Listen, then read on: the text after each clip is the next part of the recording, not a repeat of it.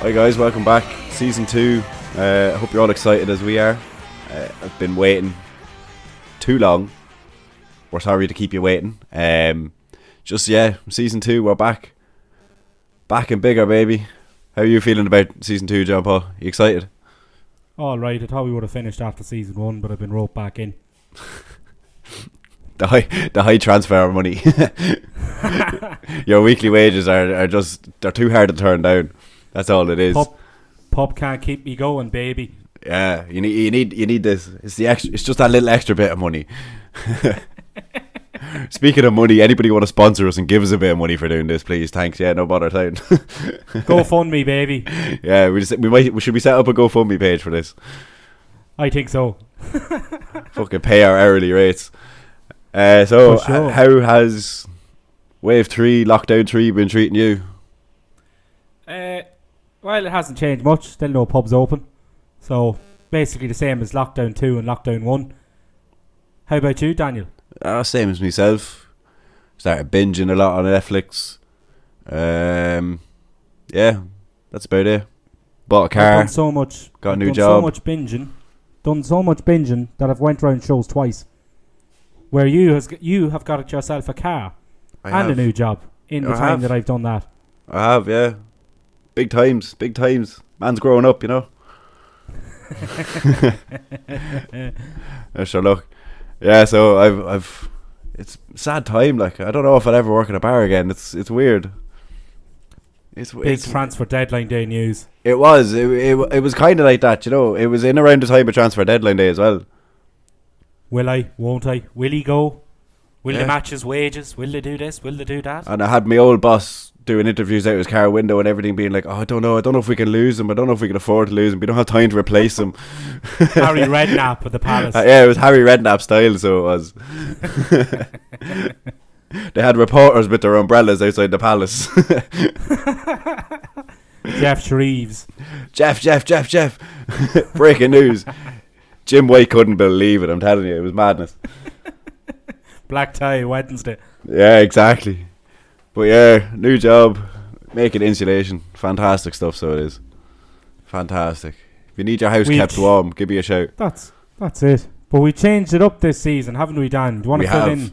We have, yeah. So last season we were kind of getting our feet on the ground a little bit, figuring it out. We were testing the waters, and we decided this season it was going to be a bit more guest involved. So basically the premise for season 2 is going to be, well, ideally we're going to look at different professions and jobs and how some people are still working, some people aren't still working, how COVID has affected all of this. Also just an insight into different occupations as well, and especially like if you're a young listener who doesn't know what you want to do in the future as well, I think this could be something that could help kind of steer you in that direction maybe. If you're under the age of 12, you should not be listening to this podcast. No, that's true. That's also true. I will tell your mothers, your fathers, your daughters, your sons, your uncles, your grannies and your aunties. Well, if they're 12, I hope they don't have sons and daughters, but anyway, you wouldn't know it. Well, you'll find out in the news part of this episode anyway, but that could be true. So basically we're just looking at getting a few guests on, just talking about their professions. So this week we are joined by the lovely Kris and Stephen. In case you haven't guessed by the episode, they didn't go to jail. It's not life behind those bars, it's life behind pub bars. So 2 bartenders, jobs very close to myself and John Paul's hearts. Have both worked sides of the counter. Both sides of the counter, indeed. Yeah. So we'll hopefully get a good insight into what it's like working in a bar, the atmospheres, their likes, dislikes about the job, and that premise will try to continue on for season 2. So, are you excited about it, John Paul? Are you excited for season 2? I am. I had great fun with the lads there. We interviewed them there recently, and it was great fun, great crack. Good to see the differences in styles of bar as well. One being in Dublin and one being in Navan, and yeah, it was good fun. So I hope everyone enjoys the interview Yeah, that we so did do with the I. boys. But first, before the interview, we're just going to do a little spot of news, as ever. So, welcome to season 2, lads. 5,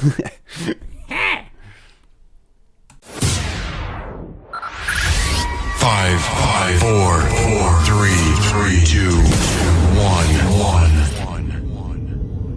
The headlines this week: Prince Andrew joins Tinder. We get the Queen's reaction to that interview. Season ticket crisis. And vaccine pints. Britain's most eligible nonce Prince Andrew has joined Tinder. Newly single man, reveal yourself. You know what they say, Phillies in the shed, buzz goes on, you know.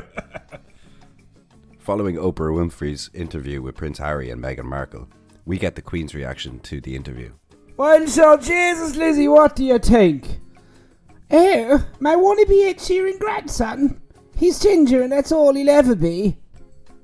The Catholic Church is in crisis this week after season ticket demand went through the roof. Let's go to a lucky season ticket holder right now. How's it going? I'm Bill. I'm only delighted to tell you. But so this lucky fella here, Jim, will tell you all about the organising of it. What we've done here is we booked about 45 fields to maintain social distancing.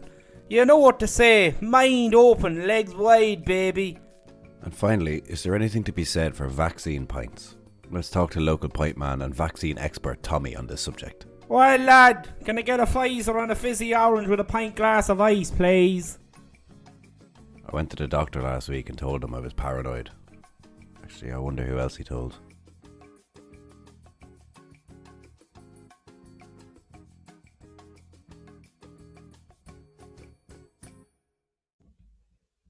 Right, so joining us today we have the lovely Kris and Stephen.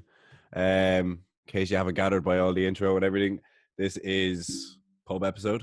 So we thought it was fitting to record it today, considering everything that's gone on the last year. We're a year without pubs. I don't know how all us bartenders feel about being a year without a job, but I think it's not that bad.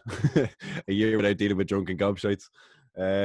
So do you want to just tell us a little bit like about where you're working and what it's like working in a bar? So who wants to go first? Kris? Do you want to hop on? I suppose no choice there, do I? Yeah, I was working alongside Dan in the Palace in Navan, a fantastic venue. Sure, anybody from Meath or Navan will know the Palace. It's just an iconic venue for multiple reasons. I was working there, and then unfortunately COVID happened, and I was unemployed. But it's an exciting place to work, an exciting industry to work, but a bit mad at the same time. I think Peaties will back me up in that. It has its perks, and many of its perks and many of its disadvantages, I think. Yeah, like there's always going to be good things and bad things about any job, but I just feel like there's a lot of negatives. People think like, oh fuck, we're working in a bar, it's late nights and blah blah blah blah blah blah blah. It's one of the best jobs you can have, I think. Oh yeah, 100%. Just the crack you have. Definitely. And what about yourself, Stephen? How are you feeling? I'm feeling good. 1 year to the day, you know. Yeah. Getting ready for Paddys Day to, probably do nothing but drink cans, which is exciting. Because for the first time. Never had a Paddys Day off until last year. That was the first one, and I didn't know what to do with myself. So, I work in PMAX. It's on Stephen Street in the city centre. So we get a good bit of footfall, a lot of tourists, and we'd be a gastropub. I remember this time last year, a few days before we officially voluntarily closed down, we were given a capacity of 100. So we kind of had an idea something big was going to happen for a few days before this date last year, obviously. Like Saturday night, the Saturday before Paddy's week would normally be one of your busiest nights of the year. You'd take in a lot of money and you'd have several thousand people in and out the door throughout the day. Doing that at a limited capacity, even at 100 people, we didn't even have 100 people because people had an idea something bad was going to happen. It's been nice now. It's been nice to be off, but like it's a year too long now. I think we kind of need to start looking into ideas to reopen, hopefully. Yeah. I think a lot of bartenders are in the same boat. They're like, yeah, you want the time off, you want to have a weekend to yourself, but it's all well and good having a weekend to yourself, but there's nothing to do. Do you know? Do you know, like you complain about it until you get it, and then once you get it, you don't want it anymore. Yeah, you kind That's of exactly it. Yeah, you're kind of Like backtracking it was on great. it as well. It was great at the time. You think, oh, we had 2-3 weeks off, not really knowing what the extent was going to be. But at the time, we thought, oh, fantastic! I could sit, do nothing, like Paddy's day off. But I don't think any of us thought we'd be here a year later, still Yeah. a lot of us unemployed, you know. Yeah, like yourself, Stephen. Even like that was my first Paddy's day off in about 6 years. You know, like you just don't. Yeah. You don't get these days off, and I don't think bartenders really get appreciated for it as well. You know, like people just kind of take it for granted as well, being like, "Oh yeah, I'll go to the pub." You don't think about, "Oh, I go to the pub. Who's working? Who's not out celebrating Paddy's Day, or who's not out celebrating Stephen's Day or New Year's?" And you know, I think that's kind of part and parcel with the job. But it was kind of nice. I felt like last Christmas, it was nice to have the time off because I know, like Kris, you'll know yourself, like from like working in a busy nightclub, like one of 2 nightclubs in the town, you know, it's going to be busy over Christmas. And I feel like it was just nice, but it's getting to the point now where you're like, oh, you're just getting sick of it. Like, I think repetitiveness, isn't it? Just doing the same thing every day. And there's only a certain amount of things you can do and be productive a certain amount of times a week before you're getting like, oh, I'm sick of this. Yeah, exactly. It's something I've found is it's nighttime when you'd normally your energy would come back to you. Like you get ready for your last push, like 11 o'clock at night. You're ready for your last big push to get through to the fucking 1:30, 2 o'clock mark. You're sitting at home with your cup of tea watching fucking Tommy Tiernan show, full of energy. You're like, what's going on? Like it's such a weird kind of like, I feel if you're someone that works in bars and you work nights, you're predisposed to be a nighttime person and to be energetic at night and to kind of be antisocial in a social sense. Like you're in a social job, but you're so antisocial because you're working all these nights and hours, and translating that into unemployment, living at home, no work, not allowed to leave the house. Like it can be tough, especially now when you look at Paddy's weekend. This is a time where we would have normally been worked overtime and would have been taking in thousands of people a day and would have just been working non-stop, probably working until 3-4 a.m. every night, having a few drinks after work. This is the time when normally we'd be tired, and the thought of doing a podcast would just be, ugh, can't do that. But now, I think that's a good thing, like that we can actually sit down and talk about our industry and how it's affecting us right now. It's quite interesting. But going back to what you're saying about being like socially antisocial kind of thing, I find like I'm just antisocial because I hate people. And I think that is part and parcel with the job. You have to hate people, but you also have to love them as well. It's like a love-hate relationship you have with customers. You know, I've always been of the mindset being like working in a bar and working in that industry, it's the best job in the world if it wasn't for the customers. And don't get me wrong, hospitality in general. Yeah, like I love customers and I love talking to them and I love hearing the stories and everything. But my God, they just need to calm down sometimes. It's like babysitting. Like you'd be looking at 40-year-old men out there and you just tell they're going to break a leg if they keep going the way they're going. Like, you know, you just calm down, lads, right? It's only been 4 pints, right? Just relax. John Paul's very quiet here on this subject. He's awful quiet there. I think he's one of those old men. He's one of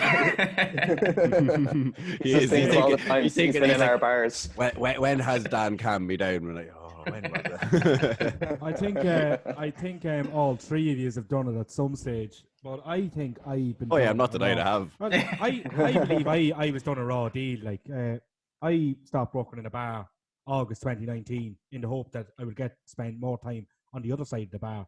And then the pubs closed on the 15th of March, and I've only spent less than 6 months, 9 months, not even 9 months on the other side of the bar. I think it's really disappointing in that kind of, that kind of good way. for your liver. Not really when you're drinking cans at home. But I agree with you. It's antisocial. Well, what did you say exactly, Stephen? You're socially antisocial. Yeah, so I'd agree. You're a sociable person and you're open to talk to everyone and you're always there and you laugh at every joke and you have the right answer for everything.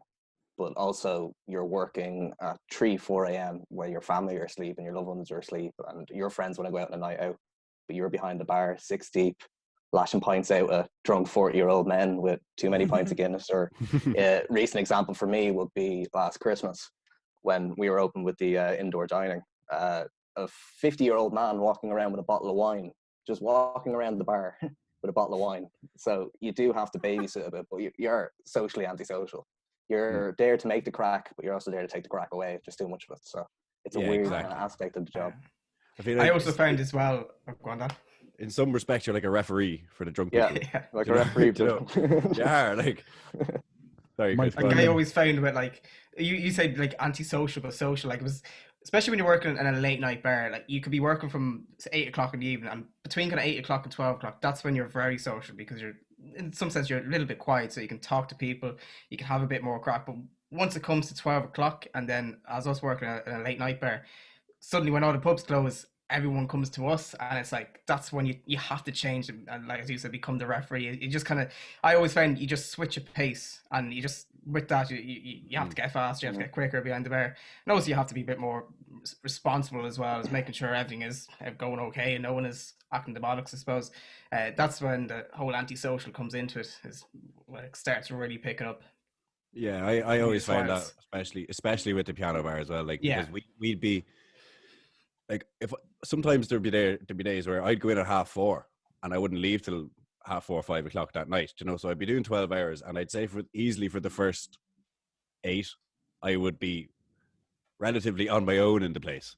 Like, you'd have a couple of staff, but nobody went there early. You know, Yeah. we didn't really get a crowd before 10 o'clock, and even at 10 Yeah. o'clock, it kind of came in dribs and drabs. Drips and then drabs.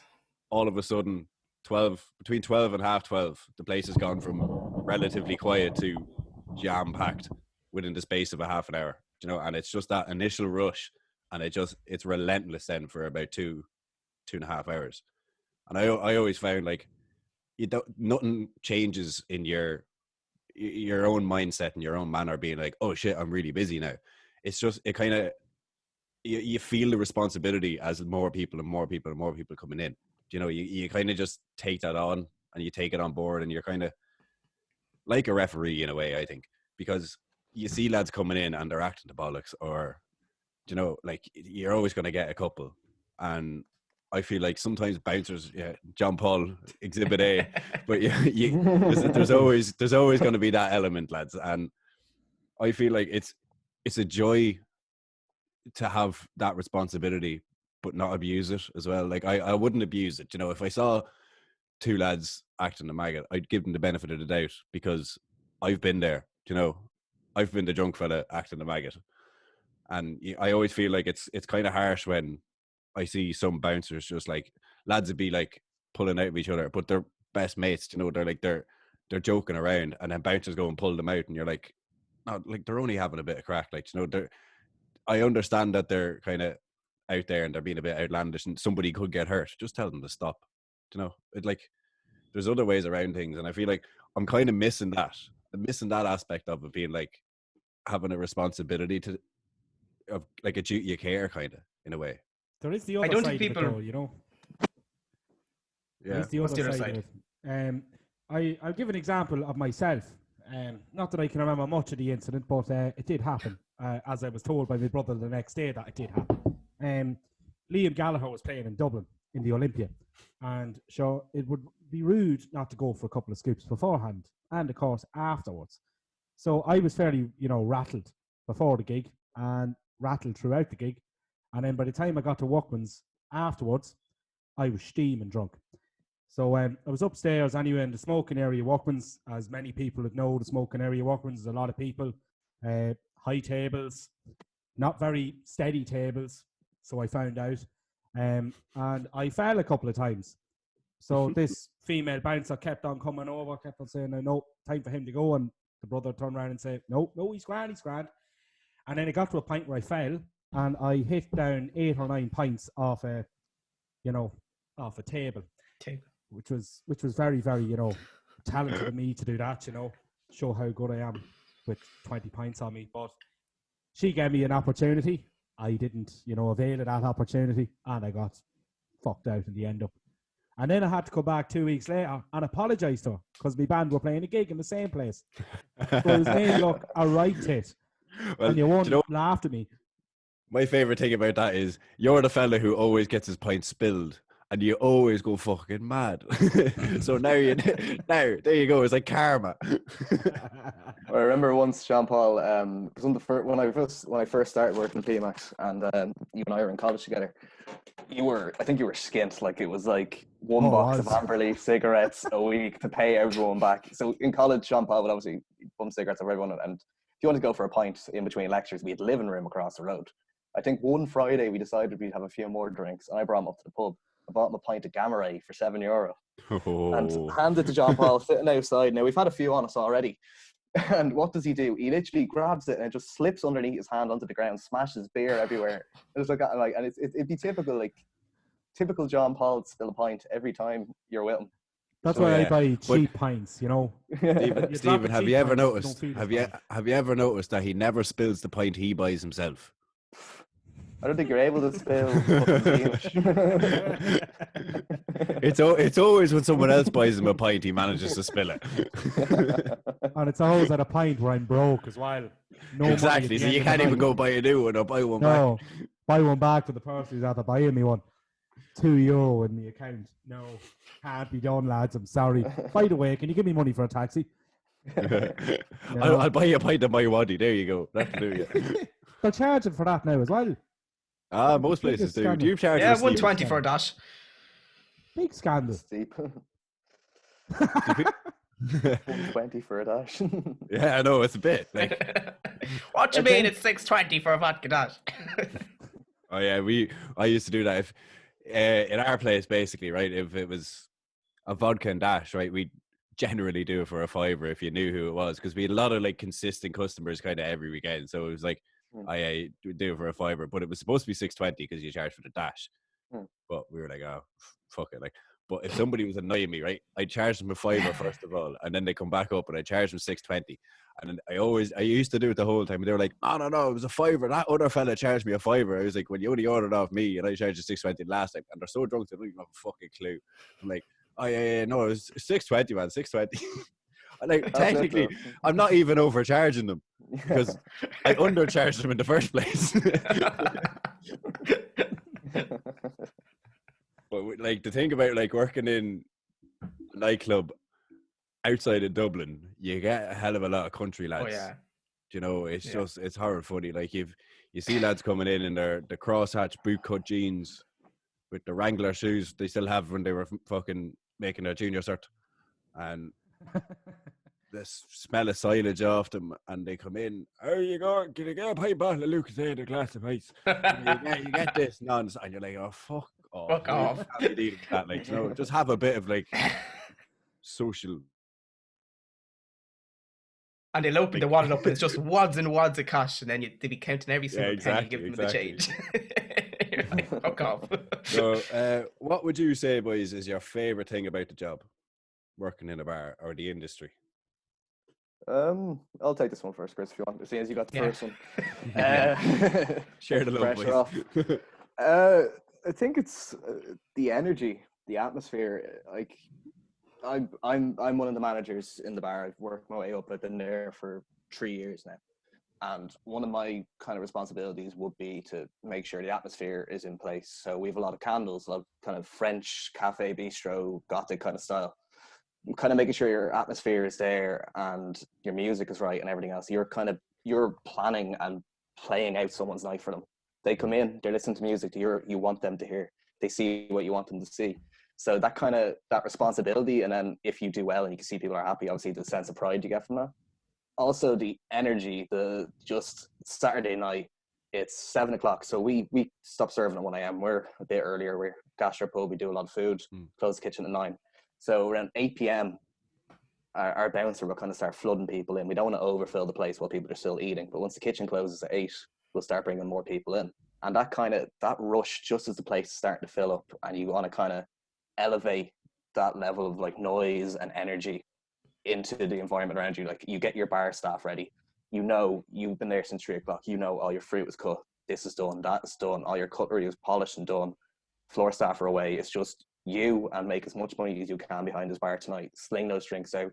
Get those cocktails ready. You have 2 people just designated to cocktails. You break people over bars. You see that bar get 5 deep, and the music is loud and energetic. You got a running bass line, and there's people piling up at the bar, and you can see people having fun. That kind of buzz, you can't miss it.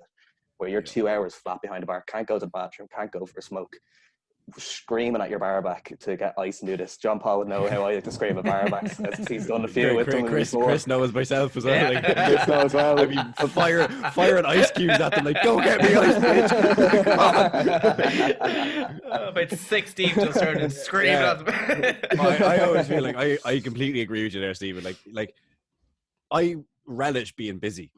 Yeah. Like on it, you do, because I feel like if you're working in a bar and there's nobody there, or it's not busy, it's fucking awful. It's weird. Do you know? Like, It's strange. It's like going for a pint on your own at 10:30 on a Tuesday morning. Like, you're like, where the fuck? There's nobody here. Like, you know, You can't. Yeah, you hard can't. to- You can't catch a groove if there's no, like, it's everything stops start when the pub is Oh, quiet. But once 100%. Like, it's instinct, and this is what I love about being a barman. And when you're at it for a few years and you really start to fall in love with the industry, it becomes instinctual. So when the bar is busy, it's not like shit, it's busy and you panic. It's like, it's natural. You can pour 3 pints at a time. You can pour a pint, shake a cocktail. You can do all this at the same time, rolling the drinks out, keeping the standard high, like that kind of. yeah. It's the feeling you get when you have a good night and you've been busy all night. Your night has flown in. Like, you looked at your watch, it was 7 o'clock. You looked at it again, it's a 11:30. Chris, what would you say is your favorite thing about working the job or the industry, or just the general? I think it's the adrenaline you get. Like, you know yourself by the time, like, especially where we worked, it doesn't get busy till about 10:30, 11 o'clock. And then seeing people come through the door, it's kind of, the adrenaline starts to pick up, you know, and I'm going to be busy for the next 3-4 hours. That's something people pay for. People pay to get adrenaline rushes, and I suppose we get it every week in work. That's a big part of it. A lot of bartenders say the same, is just that kick of rush of energy, and people coming through the door. I do like, there's a lot of aspects of it you do like. I suppose one negative is you're missing your nights out a lot, but I think you get to live it. You get to live it regularly, and you suppose you get paid to do it as well. So you still get the taste of going out, not to the full extent, but yeah, no, I do. And I love working behind the bar. I love working in the industry. Like, I went on, studied it. I have a degree in events management, so that's, I suppose I have to, like, I went and studied for 3 years. But yeah, just seeing people happy and knowing what you're doing is giving people a good night out, whether it's the drinks that you make, or the music that is being played, or the atmosphere in general. It's quite satisfying seeing people happy and getting the most out of their night out and contributing to it.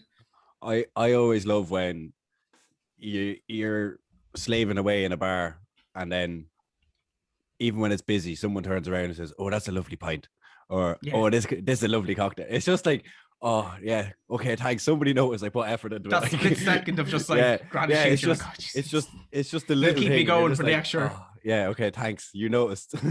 Nobody else gives a fuck, but you noticed. I remember when the Palace reopened, and me and Dan and a group of us were up in Belfast, and we were coming back down, and Dan booked us a table for the Sunday when we were coming back down. I think, yeah, that'd be right. And the Palace wouldn't be known for its pint of Guinness, of course. You know, it'd be known for its mango vodkas. But Dan was telling me the whole time we were up in Belfast, it was like, Thanks, Chris. he was telling me that the pint of Guinness in the Palace had gotten pretty good. So I didn't believe that, you know, not for a second would I believe some stupid comment like that. Blasphemy. But blasphemy is right. But arrived into my, you know, surprise, the pint of Guinness was quite nice.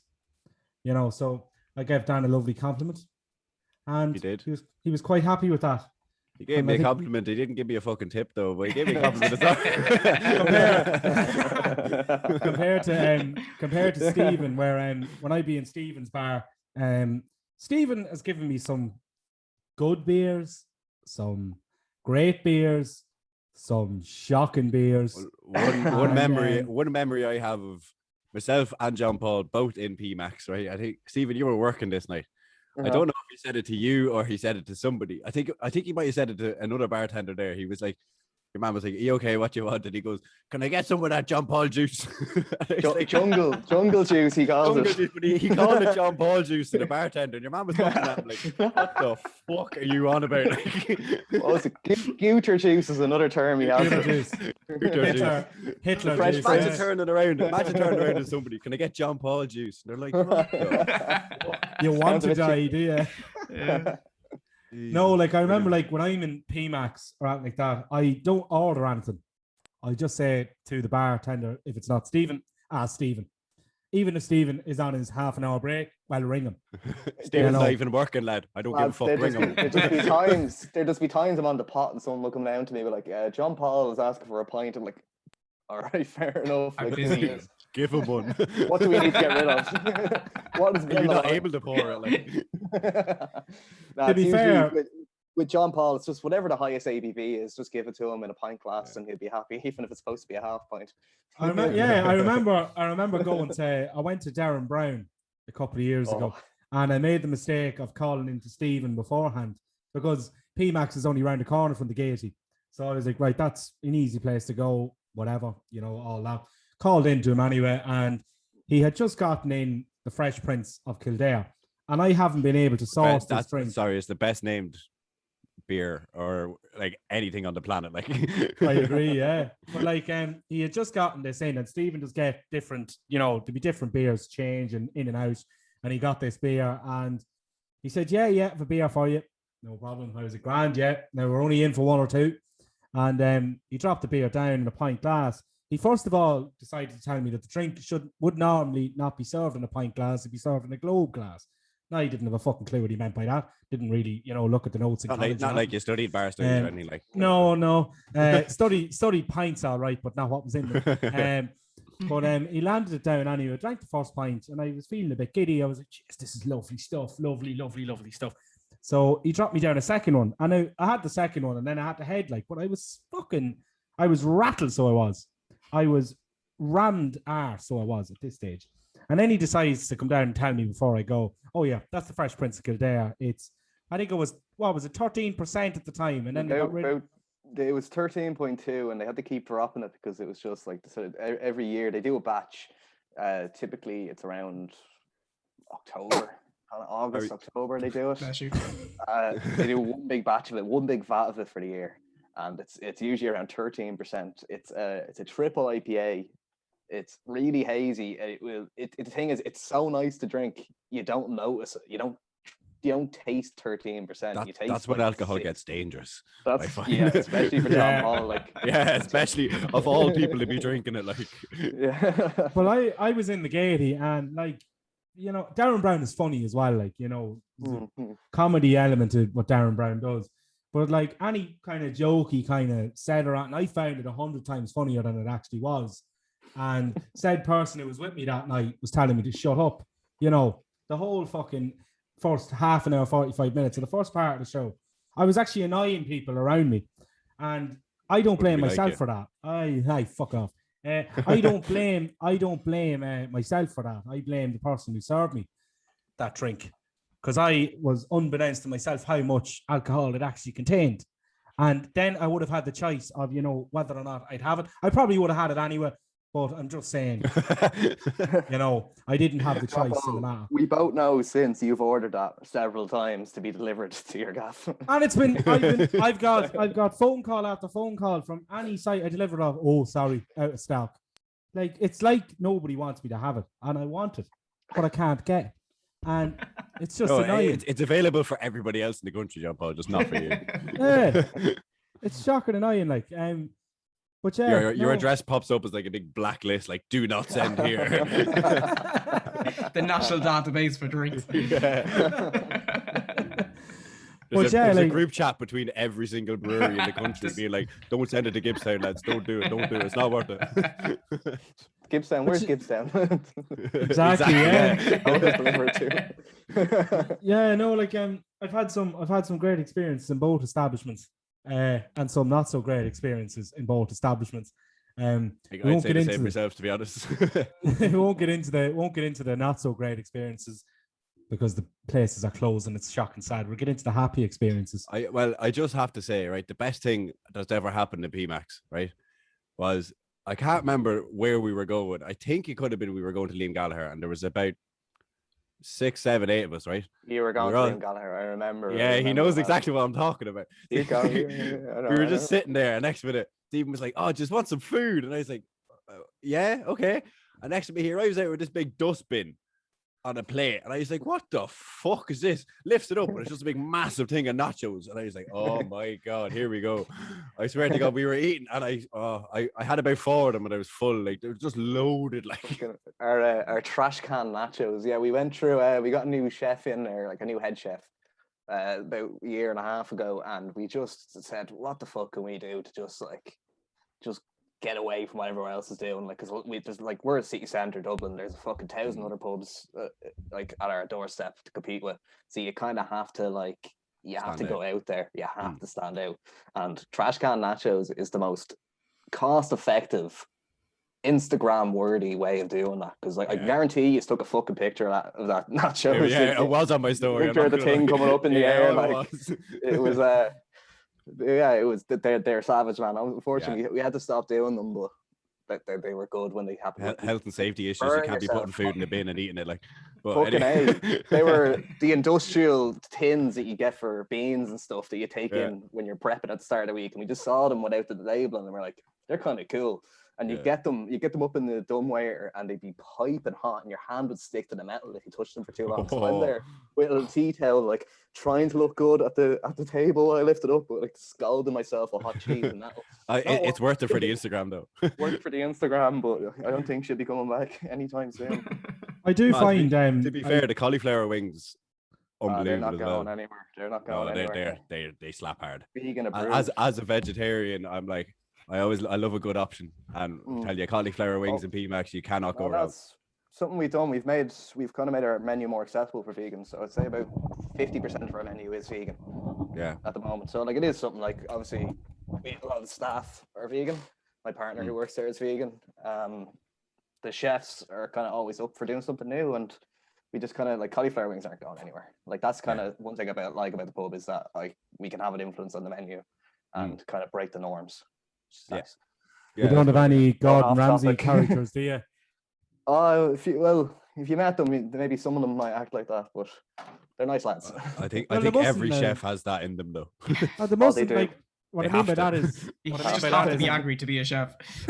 What I mean by that is, there mustn't be too hard of a Gordon Ramsay character in the kitchen, because he's anti-vegan, isn't he? An anti-vegetarian kind of food. He doesn't understand. He's just anti-life. He's anti-happiness. I kind of feel like chefs. I feel like chefs nowadays they can't be like maybe 10, 15 years ago when he was on like Hell's Kitchen, you would have seen that. But like cancel culture. It's not culture now. Like you can't. It's too high a percentage of the fucking planet are vegan or vegetarian or plant-based. You just couldn't be anymore. Like you have to be more exclusive. It's just it's the way it's going, isn't it? Yeah. And I think it'd be more attractive for businesses as well, especially like to be offering a wide range of foods and options. Yeah, 100%. There's so many more people there, and it would actually be a deterrent for a lot of people, especially vegans and vegetarians coming in. If they didn't have something on the menu that wouldn't be suited, or a menu specifically for them, it would put them off going into the business. And definitely. You want, as a business, you want people coming in, and if something's going to stop them coming in, you want to solve that. That's why it's important having both myself and my girlfriend are vegetarian, and if we're going somewhere, it's like majority of the time it gets to the point where we kind of have to look at a menu before we go, just to know there's an option there. But with like the likes of PMAX, like opening their menu, and it's like, I know if I go to PMAX, I can probably change what I order every time. Whereas some places, like, for example, I don't want to talk about your rival, but Hairy Lemon across the road from you. I was in there before, and like vegetarian options, I understand it's a more traditional kind of style pub and all of that, and it's a lot more like Irish dish based as well, like, but vegetarian options few and far between, and a lot of pubs are like that now. But I've seen a growth in the acceptance of like vegetarian food and plant-based food and vegan, and like it's a growing market, and there's money to be made in it as well. Like, huge market. Yeah, like you're gonna get a lot of people that are going out for food with these requirements, and yeah, it's just good to see like people accepting it really as well. I did What do see you put there? I did see a comment there last week. It was about a woman complaining, I think, about Kentucky Fried Chicken, and it just reminded me there, you know, the hairy lemon. You know, going into the hairy lemon looking for vegan food is like going into, you know, a carpet shop looking for a telescope.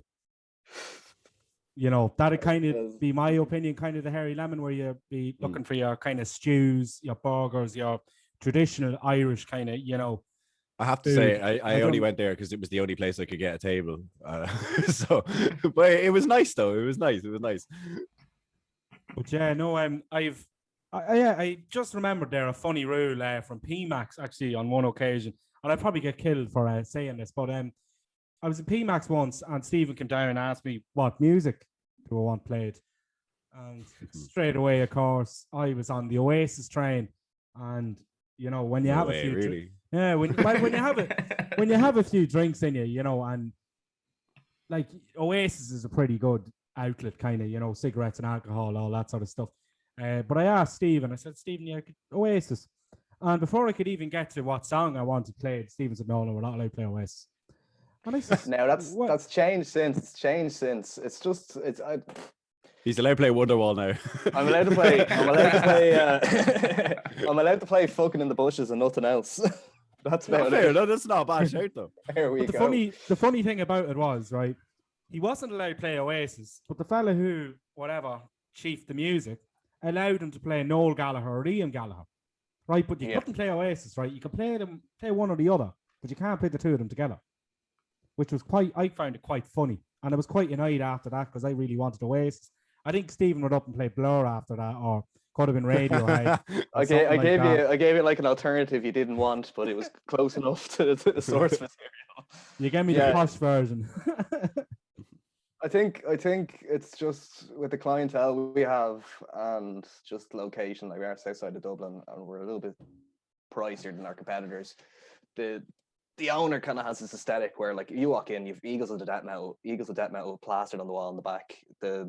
His bars are named after fucking Beatles. PMAX, it's technically his name, but it's also Paul McCartney. He's Blackburn and Rat Mines, so he is very music oriented. When I started there, it was all Queens of the Stone Age, Dire Straits, Rolling Stones. And I think in the few years, myself and Kev, the general manager, we've definitely put our own taste of music into it while keeping in touch with it. But you still have an image and an atmosphere you need to uphold. And exactly, like it's a fine line. Derailed it, like, you know. It is always a fine line of getting your own stamp on it, but also sticking to a brief kind of as well. Do you know? You're also reading the room is known. Who's in the building. There's no point of playing. Especially if we worked in a nightclub as well. Like, you're not going to be putting, 80s rock on in a room full of 18 to 24-year-olds. You know, it's just not going to be right. See, I always found with our place, like with the music, it was. I tried, Chris, you know yourself. Yeah. I tried so hard to put my own stamp on that place, like with regards to music. And I'd come in, right? I'd had a playlist ready to go, and it was fucking banging. Like I'd have like Tame Impala and like all these like bands that like suit an atmosphere as well, but like I'd come in and then I'd go on my break and like come back and fucking Greenfields of France would be playing, and I'm like, lads, come on, like it doesn't work here, like not at 9 o'clock on a Friday night, like. If I want to listen to Greenfields of France, I'll turn on the Late Show. Exactly. Don't get me wrong, fantastic song, but yeah. But yeah, do you think Mr. Brightside will be still an iconic nightclub song when everything back opens? I hope not. Really? I really hope not. It's just a staple of any Irish nightclub, is Mr. It Brightside. Is. Like I love the Killers. I love the Killers, but fucking hate that song. My God, I think having worked there for every weekend for 6 years, I would have heard it twice on a Friday, twice on a Saturday, twice on a Sunday, and I'm like every weekend it's just rotten. I hate it. And and Maniac 2000 as well. Just the two of them. She walked across. Fuck off! Like I don't think I ever want to go into the Palace if you're playing Maniac 2000. To be fair, Stephen, that's upstairs. That's upstairs. John Paul can vouch for downstairs. Downstairs is actually decent enough. It is funny though. Like I've been in the nightclub in Kells and then the piano bar in Navan. One night I was in the nightclub in Kells and they changed DJs. in the Vibe in Kells, and the thing was, your man who he moved into the Palace. You probably know the DJ I'm talking about. Huh? I do anyway. You do. But anyway, Mr. LMFM. But yeah. Yeah.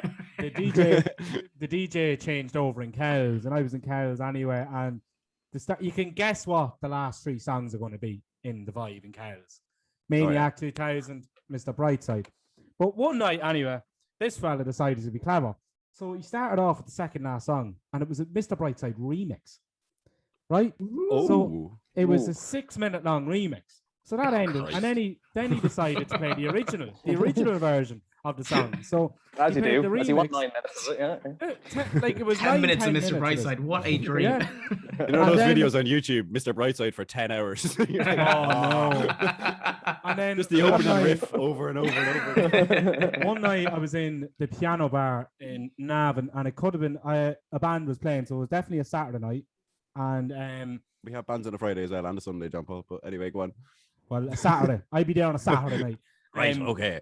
But a Saturday night anyway, and the band were very, very good, like, but they were very fucking like the rock heads. Like, you knew they were rock heads. You know, they want to be playing rock music, but they just play a certain style of music to please everyone. But they ended on Mr. Brightside, and then the DJ starting after that decided to start with Mr. Brightside. So it's kind of like Of course he did. overload of fucking shite. And then I seen a fella tweet then recently. It was like, I can't believe everyone thinks that Mr. Brightside is the Killer's best song. When You Were Young is so much better. And I'm kind of like, yeah. Jesus Christ, if your horizons are that fucking, you know, dim with it is The Killers, only it- thing it is a consider better that one song, song. but it is a better song, but When You Were Young is still overplayed as well. I Yeah. find like Yeah. it's like, I find that there's 3 Killer songs that would be played in a nightclub, and it's Mr. Brightside, When You Were Young, and all Smile these Like You things. Mean It. Smiling, All yeah. these things that I've done, I think, is more so played. Yeah. Yeah. Just for the, like, I love that song, but like, just for the, I've got soul, but I'm not a soldier. Like, I got a Just ham, for- but I'm Just the not a whole hamster. dance floor losing her Yeah. plot, fucking I got screaming. toast, but I'm not a toaster. but then you go into Stephen's place, and it's like you walk in, and If I Had a Tail by Queens of the Stone Age is playing. Yeah. You sit down, and then it's like High and Dry is playing, Radiohead, and then could be anything. Like, I have to say, I have found like anytime I have been in Dublin being like, oh, I'll go for a pint, PMAX is always first on my list. Not because of anything, it's just I just want to see Stephen. But no. It's nice seeing you too. PMAX is always like top of the list, kind of like it depends what I'm looking for. You know, if I'm looking for a quick, quiet pint, maybe not go to PMAX if I want to sit outside or something. But like if I'm there for 2 or 3 pints or I'm going somewhere or something, I'll always consider PMAX. Like I do like trying new places, and I have been to PMAX a lot, but I know what I'm gonna get. Do you know what I mean? Like I know I'm gonna get good quality service. I'm gonna get good quality pints or cocktails, and the food is lovely. Do you know, the area is lovely, the atmosphere, everything. And do you know what's really annoying me though? I'm still yet to sit in one of the booths. And Oh, we'll have to sort it out for you next time we reopen in the next Yeah, 2 years or whenever we do get to. well, Fucking I have reopen. a proposition for you, Stephen. Right? So Okay. maybe when the pubs are open, we want to do a podcast special live from the pub. So we might try and get us into a booth in PMAX, and we'll promote the pub as well. You know. I think we could do that. I think we make that work. There's sockets in the booths for your Oh, laptops and your mics. lovely. And yeah, no, we can make that lovely, work. lovely. Definitely get that out there. Podcast crawl of all the pubs in Podcast Ireland. crawl. Fucking Yeah. really Oh, great idea. great idea. I'm gonna put in the credits executive producer, Kris and Stephen. 12 pods of Christmas. Do the 12 pubs, but a podcast. So go between each pub. See if you can make the last fucking oh, scene. Jesus, that'd be a fucking disaster. Going, like, and having one pint. Well, here is setting the up the entire 12th podcast. pub. You'd forget to start recording once you hear like pubs having a Yeah, or just press record and fall asleep. It's just If silence. they get to 9, he'd be like, what are we doing here? Oh, I forgot my laptop in the last pub. Fuck. So, just when we're talking about like places reopening again, how do you think COVID is gonna impact the future of pubs in the hospitality industry? Like, do you think it's gonna go back to normal with 100 people standing shoulder to shoulder in a mosh pit, or is it going to be tables and segregation again within your groups? Will there be capacity restrictions and everything, like masks wearing, and how do you think it's going to impact the future? I think like at the start it would be massive. Everyone would want to go out because we've been locked up for take 18 years now at this stage. Everyone would want to be going out and drinking. So I think the first few months of it open normally will be busy, but I do think it will. I think people realize how much money they're spending going out and how much money they're saving, and it can kind of get a similar, it can get a different, the same enjoyment from a different experience. I think it will alter people's views on going out, certainly into the long-term future. But I think that's just I think the pub culture in Ireland is changing with the newer generations coming in. But I suppose we'll wait and see. It's how can you predict it, you know? Yeah, exactly. I'll say exactly though. Like obviously it's we're midway through March now, coming up on we are a year since we're closed. The government hasn't given us any kind of proposed reopening plan or guideline, and it was the same last time. We were told 3 weeks, that became 6 weeks, which became 8 weeks, which became 12 weeks. It was almost 3 months before we reopened. It was June, I believe. It was the start of June, or was it the start of July that we opened? July. I think it was July. July. Yeah. Now I know we didn't open until September, but like you have the food option as well. So yeah, thankfully, one thing that they have announced now is the €9 substantial meal is gone. We don't need to do it. No, well, that was bollocks anyway. That was just I do remember. I remember actually. I ran into you in PMAX. I was in Wakira, Stephen, and when we were going in, your man was just like, "Yeah." He goes, "Just get whatever you want. Just I can't have a plate, like a table full of chips." I was like, it was horrible seeing though. It was horrible seeing people go in, ordering a plate, two dinners, and just leaving it there and having pints. Yeah, you know? people were just we can't even eating, like. We can't even eat them as a staff. We can't even go and eat the food. It's just a complete and utter waste. It's stupid. I mean, it's just food wastage and for no real reason. There's no science behind it that if you have a fucking roast chicken in front of you, you don't get COVID. You know. Well, Michael Healy-Rae hit it on the head with it. He was like, if you have a man with a crisp sandwich in one hand and a pint in the other, and another man with a pint, who's getting COVID? Exactly. It doesn't make a difference. So I think even there was pubs in Dublin that tried to resolve that issue, and it was you give a €9 a €9 fee to a charity of their choice. Yeah, which is absolutely that's a great idea. It's better than because people were doing that. They were pub crawling, and how do you pub crawling is to go into one place. I know I did it myself. You went in, you had your starters in one place, and you go into the other, and you have your mains, then you go into the other place, and then you have a dessert. You know, by the time you got to your fourth pub, you're not going to eat anything. You know. Yeah, myself and John Paul did get stung doing that though. One day, we went for dinner. There was a group of us, and we were like, "Oh fuck it, we'll go to the pub and we'll get dessert in the pub." Got to the pub, and he was like, "No, dessert's not a substantial meal. You have to get something else." So I was sitting there with a cheesecake and garlic bread in front of me. I was like, "Which do I eat first?" Like I'm after eating a full meal, but I was like, I kind of want them both. So try both together, dipping the garlic bread into my cheesecake. Garlic cheesecake. Chris and Dan, can I ask you, did you ever reopen? Have you reopened once? Yeah, we did for 2 weeks. Well, I actually moved the job. I had to leave, so I moved job in September to a different pub in the town, a different gastro bar in town. He literally moved to our rivals. It was like going from Man United to Man City. It was shocking. But shocking.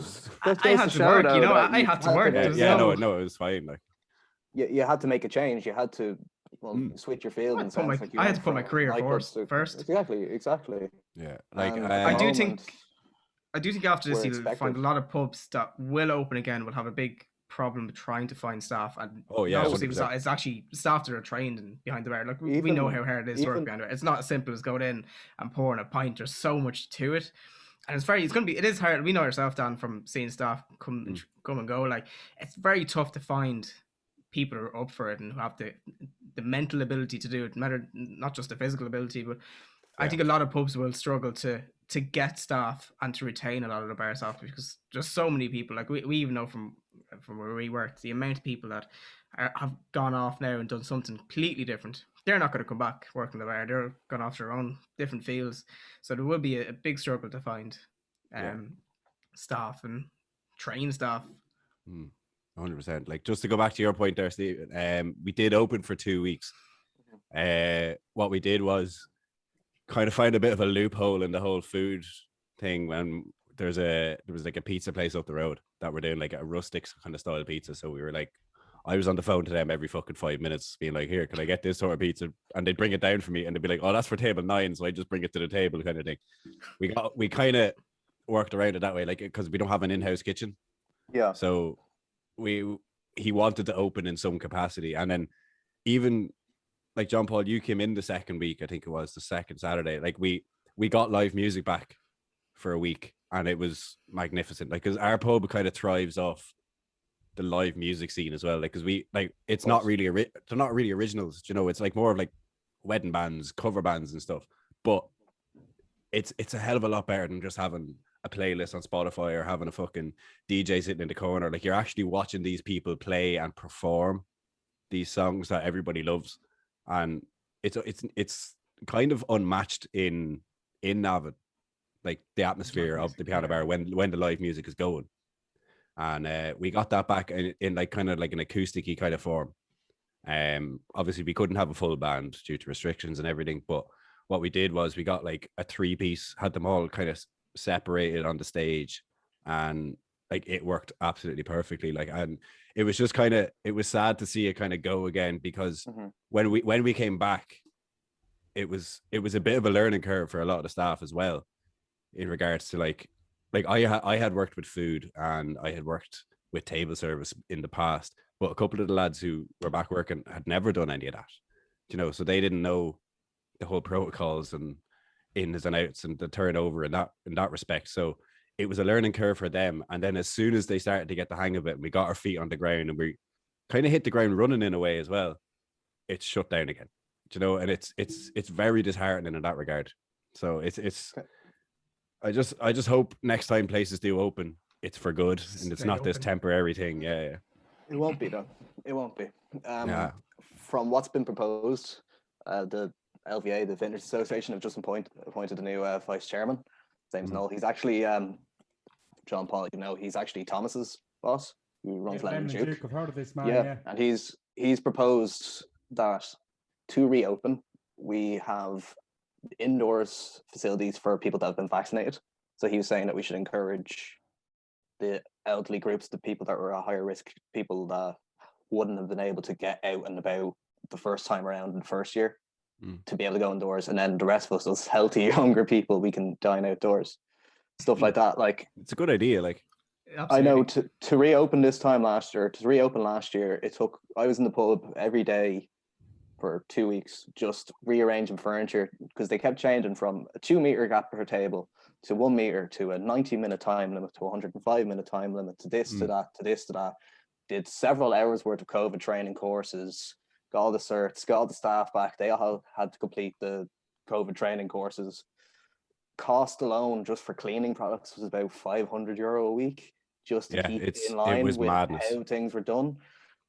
To do that, and as you said, once you kind of get up and running and once you get into a rhythm of it, it just stops again, and it stops so suddenly every time. It's not like you have 3 weeks.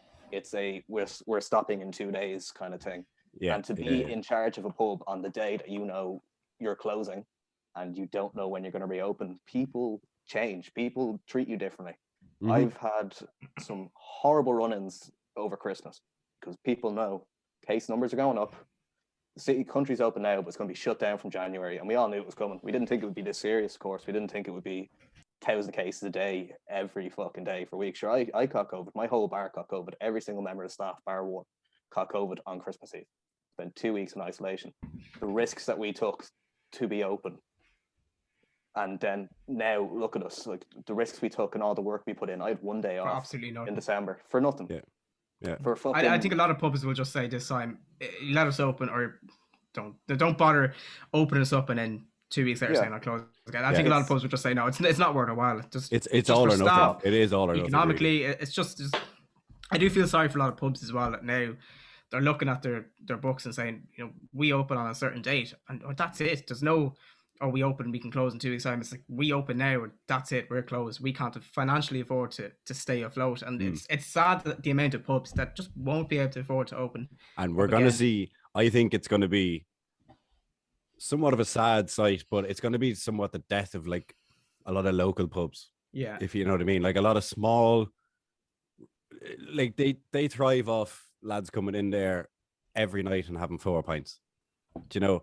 and they can survive on that. But without that every single day, or without that every Friday, having a burst on a Friday like local pubs do, like you know, like people go to their locals just for meeting up with friends and stuff, and just when you don't want to go out partying fully, like you just want to go and or watch the game or something.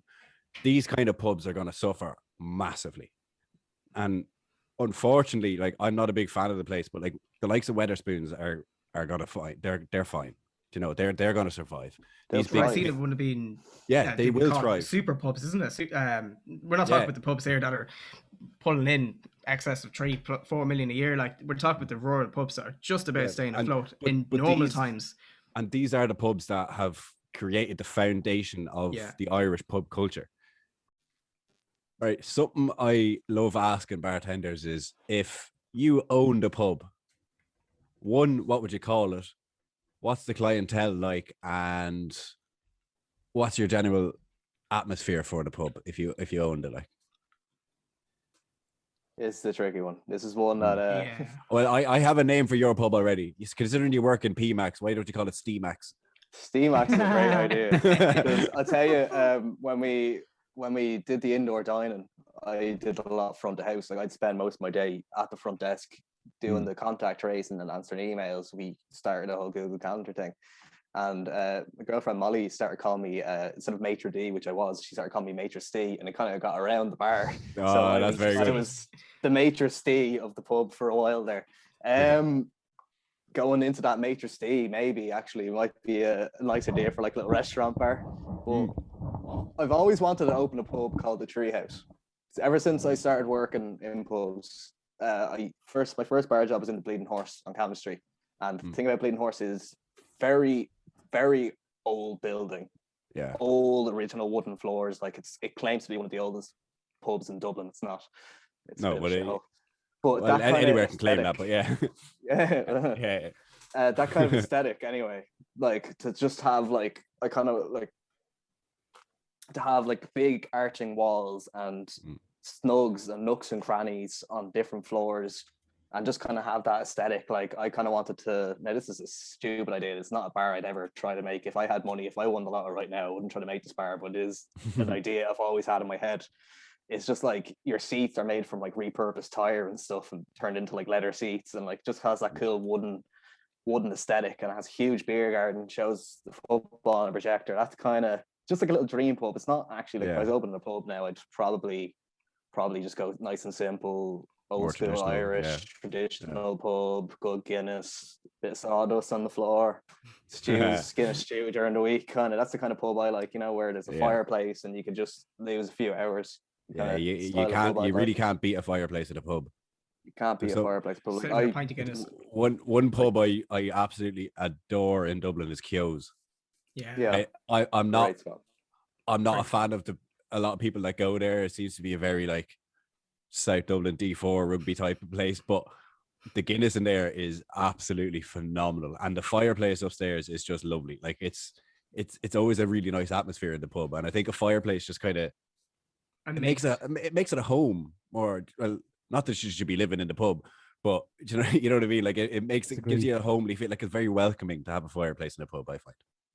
Mervyn's Yard in the central in Navan is one of the hidden gems of the town. I don't think anyone really knows about it, but at the very back, it's like an old barnyard that has kind of high chairs and like that, a big fire.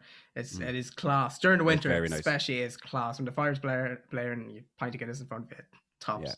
Yeah. A lot of people don't know about it, and I actually didn't even know about it until I started to work there. I went at the back and going, I've never been here, and I think a lot of people in Navan are the same. They no idea it exists. The absolute hidden gem. My first experience of that now was in Mervyn's Yard was Ricky Hatton. So I always remember Mervyn's Yard and ripping the piss. Ricky Hatton doesn't like me anymore. So I don't think he liked you before he met you either. No, I told him he's a big man. Do I want to know who? Or he's a big Man City man, of course. And I remember years ago when he was going to fight Floyd Mayweather, he turned up. City were shit at the time. This was the season where City were getting bet 8-1 by Middlesbrough. So United won the Champions League that year, and it was a couple of weeks, before the fight. But there was a big press conference anyway, and Ricky comes out rocking the Man United jersey. And for a City fan to do that now, not the cleverest of ideas, but I always remembered that. So when I got to actually meet him, that was the first thing I wanted to. I knew there was a good chance I could meet him because be friends with Christopher Blaney, who trained Chris. He trained Chris and all that for years. But got him in Mervin's yard, and I was like, "Oh, do you remember that press conference and all this?" So I talked about that, and then I asked him for a picture, and the picture is on my Instagram. You'll see that he's not necessarily very happy about it. Thick face on him, and then I ended up singing Wonderwall and Champion Supernova to him later that night. A good 15 pints in, and good thing there was no videos taken because my voice was hoarse at the time as well. But that's my one great experience in Mervin's yard. Yeah, it is a hidden gem. This picture's on your Instagram account right now, is it? It is indeed, yeah. Give me one moment. Put it up on the screen there. Yes, please, Stephen. Thank you, Stephen. I put up look at this as well. But he just let's just say he didn't take it too well. And the guy there was a guy singing that night. He was in a band with Aaron J. Hart. I think they were called DNA. Yeah, what the name of Dylan, the I think his name is. Dylan, yeah. He was great. He was singing away the whole night and singing some, ballads and stuff like that. And then, the lads started, Lee Smith and that, and a couple of the lads started nagging me to play the guitar. And I didn't want to. I didn't want to play the fucking guitar. But I knew them two songs all right, and started playing them in the hope that people would start singing along and I wouldn't have to sing. But I ended up singing the whole fucking thing. The two songs with no voice. It was like when we were in Manchester, Dan, after the Amazons, and he's wanted me to sing a karaoke. And it just couldn't. It wouldn't, not going to happen. That was one of the most harrowing but funniest things I've ever seen as well. John Paul standing there, right? He wanted to go for a fag so desperately, right? And we were like, no, you have to sing first. You have to sing before you go for a fag. So he stands up and we were like, oh, what we sing? We make him sing Champagne Supernova, all fucking 7 minutes of it. So he has to stand there with the fag in his hand, him hoarse as fuck, absolutely locked. How many special people change? Fucking brilliant. But that's basically, that was the same thing that happened that night in Mervin's yard. But it's a great spot. It's a great place. I was there as well. We were there in September as well, out the back. And we were sitting on one of the high tables and the just as you come out the door, yeah. And it was great crack, great atmosphere, and we had a pint of Guinness that night as well. It was great fun. But so what about yourself there, Chris? What would you like to call your pub and your atmosphere? And I don't know it. Again, it depends where you're putting it. Does it if you put a pub in the middle of Navan, you're not gonna do certain styles, it just, again, it depends where you're putting it. You have to read the room. Dublin, yeah. I don't know. Sometimes I got taught about myself and I'm like, I don't know. You'd have to be there in the pub and you have to be, I don't know, you have to seek inspiration from somewhere. I wouldn't be like, yeah, I'm gonna call it X, Y, or Z, I don't know. I would like kind of a live music-y bar. If live music is the word. But no, live music, good pints, good food, good cocktails, a general good atmosphere, a relaxed atmosphere as well. I wouldn't be into a big disco bar or something. It'd be more kind of live music. I always feel like the more casual pubs are the better pubs. If you know 100%. What I mean. Somewhere you go and actually sit and have a conversation with someone, not drowned out by the kind of place that music. You can sit at a table for 3 hours and have your pints, but also take in the atmosphere. And I'm just looking at Stephen here. Stephen's raring to go. No, keep going. It took me a long time to. JP is he's slightly vain. He must have about several hundred fucking posts on Instagram to fish through. But I'm at the finding Ricky Hatton there with John Paul. He doesn't look too happy. He does not look very happy at all. Very good. Classic. So yeah, just while we have you, Chris, I'm idling up your hoodie here. It's very nice. Yeah, it is just from a guy that we worked with. His name is AJ, and it's called Club Voodoo. It is fairly sick. You probably leave the link or whatever in Yeah, I'll leave comments. the I link don't somewhere. know. He's doing podcasts, but yeah, no, just sick hoodies and t-shirts and giving it a look. Yeah, Definitely worth it. Yeah, very good nice. voodoo. We might even get him on the Repping. show at some point. Yeah, Hope absolutely. to have him on it, yeah. Hopefully, yeah. Give his I history think and knowledge in hip hop and rapping. Stephen's t-shirt combination and that hoodie combination are just fabulous, fabulous. Teach you a few things, lads. Yeah. Can I get a pint of gobshite, please? Anyway, thanks lads for coming on. Really appreciate it. Thank you very much for having us. Thank you very much, lads. Yeah, I think Hopefully in that's... the future we'll be able to sit and have a pint. And Yes, maybe do the exactly. same. Exactly. We can Who sit knows? in an actual bar with an actual pint in front of us, and could be this time shite next talk at a year. We bar. could be talking about the bars are open a year again. Let's go to PMAX and recreate this. We'll sit in our little snug. Stephen's going to sort us out with a big trash can of nachos. Even though they're not on the menu anymore, we're going to get them back just special. We'll get them back in the menu for a podcast special. Exactly. New world, old news nachos. There we go. Lovely. Fucking new menu item, yeah. Yeah. Anyway, lads, cheers. Thanks a million anyway for joining us. Cheers, lads. Thanks a million.